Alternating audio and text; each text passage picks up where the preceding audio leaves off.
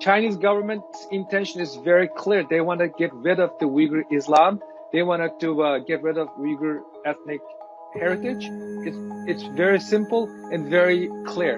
In Western China, a large minority are silenced as they're brutally subjugated by the state. And most of the world leaders, they're not even batting an eye. Extreme surveillance, accounts of torture, and the detention of up to 1 million Uyghur is all part of what seems to be China's attempt at eradicating the Uyghur identity from its borders. Descendants of Turkic peoples, the Uyghur are part European and part Central Asian. They inhabit Xinjiang, or East Turkestan as it was historically known.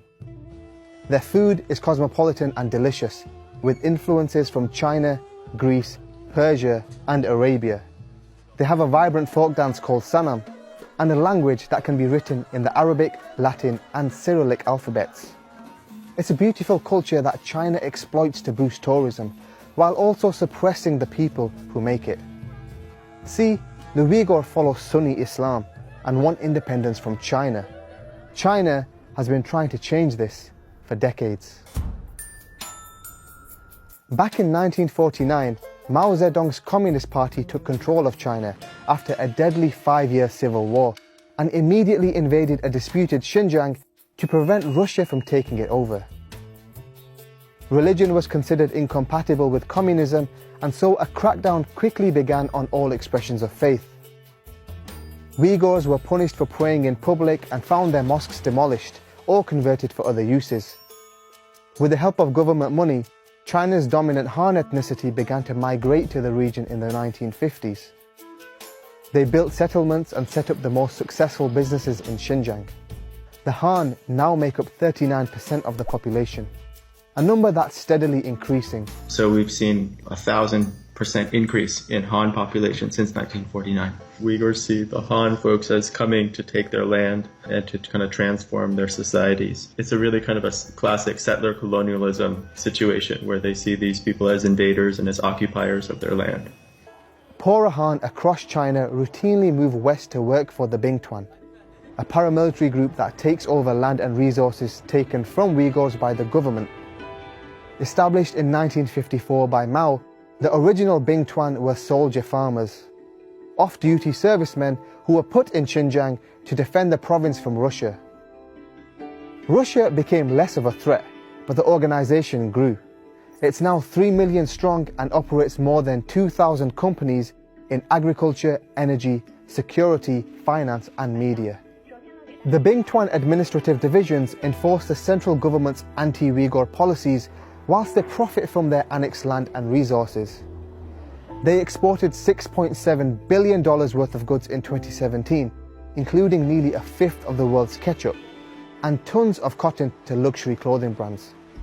What's more, Xinjiang is extremely rich in fossil fuels.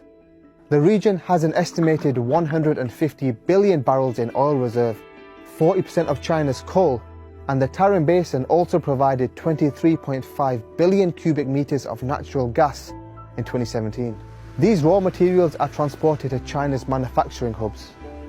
It's a multi-billion-dollar process where everyone benefits except the Uyghur, who are excluded from many employment opportunities and in some areas make only $12 a month. Because almost all these jobs and these resources were going to Han settlers, Uyghurs felt dispossessed. They felt like our land is being taken from us, these natural resources are being taken from our land and we're not benefiting from it. The real consequence though was that the cost of living began to really explode. So because there was all these new Han settlers coming in and they were making quite a bit of money, the prices of products began to rise, and so just basic staples became a lot more expensive. Uyghurs, because they were excluded from the job sector, weren't able to get the revenue they needed, the funding they needed to buy those new products, and so their level of poverty actually increased. For the Uyghur, this inequality and discrimination has led to sporadic bouts of violence towards the Han. In the 80s and 90s, separatist groups coordinated unsuccessful revolts against China. More recently in 2009, over 200 people were killed in riots in the capital Urumqi, and in 2017, 3 knife-wielding attackers killed 8 people in Guma, southern Xinjiang. The government now burn identifying QR codes into all knives purchased by Uyghurs. A handful of Uyghur have also been recruited by violent groups like ISIL and Al-Qaeda, giving China a chance to justify their actions against them as fighting terrorism. But the authorities are treating any expression of Uyghur identity as part of what they call the three evils: separatism, terrorism, and religious extremism. Uyghur women have been banned from wearing the hijab, and young men are not allowed to grow long beards. Fasting is prohibited, as are certain Muslim names for newborns, and parents are forbidden from providing their own children with Islamic and Uyghur education. Youth under 18 are not allowed in mosques during sermons, and the Quran itself must be approved by the state, meaning the text is altered to fit the Communist Party's ideology. The Hajj pilgrimage is also not permitted, as there's restricted freedom of movement. Many passports were seized in 2016 when Chen Quanguo was given authority over Xinjiang. His last job was leading the crackdown on dissent in Tibet. Xinjiang today is essentially a well-funded police state in which the Chinese government uses advanced technology, propaganda, and fear of imprisonment to control the actions and thoughts of the Uyghur. Friday morning, you get up, try to go to mosque. The Chinese government stops you. They force you to go through iris scan, full body search. And then you go into the mosque and you look up to Xi Jinping's picture to pray. You're not supposed to have somebody's image in the mosque, but they worship the red flag and Xi Jinping's picture in the mosques. In 2017, China spent $8.5 billion to monitor every aspect of Uyghur life. Xinjiang is littered with thousands of cameras, many with facial recognition technology, and vehicles are registered to track any suspicious movements between areas. Wi-Fi sniffers and a mandatory mobile app regularly scan Uyghur devices for content deemed politically incorrect. Uyghur are forced to provide DNA samples, biometric data, and personal information on their religious lifestyle and relationships. The state then decides whether they're safe, and the information is tied to an ID card that must be presented at checkpoints, fuel stations, and even supermarkets.